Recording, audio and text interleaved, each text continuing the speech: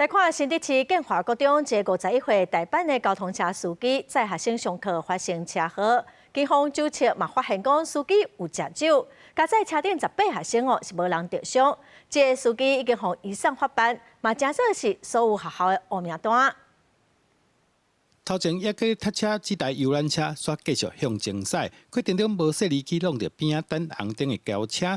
事故发生了后，警方发现司机唔但有啉酒，而且这台竟然是学校载学生上课的交通车，好加在车顶18个学生无人受伤。校车是载着我们小朋友去上学的车子，那怎么会让校车都没有一个安全的检查嘛？让这样子酒驾的司机载着学生去上学，把我们小朋友的安全放在哪里？ 太扯了吧！为什么喝酒还要开车？而且我小孩安全谁来顾啊？他是校车司机耶，夸张！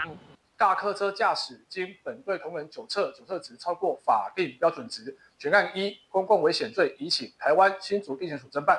代志发生后，引起家长甲民众关心。新竹市政府指出，目前已经发动裁罚停书，而且要求学校加强交通车管理，针对违规驾驶的部分，也要求学校永远袂当可用。那后续是否将会针对所有交通车跟校车业务的学校进行加强的宣导与管理，也会要求该违规公司每天对交通车的司机进行酒测，并回报是否进行列管，以加强学生的安全。违规的司机，我们是否将永不录用？ 学校方面表示，当讲代志发生的时，校长就赶到现场，除了安打学生的情绪，把带学生用行的行去学校上课。未来会专门检视交通车状况，确保学生安全。记者杜文和新竹报道。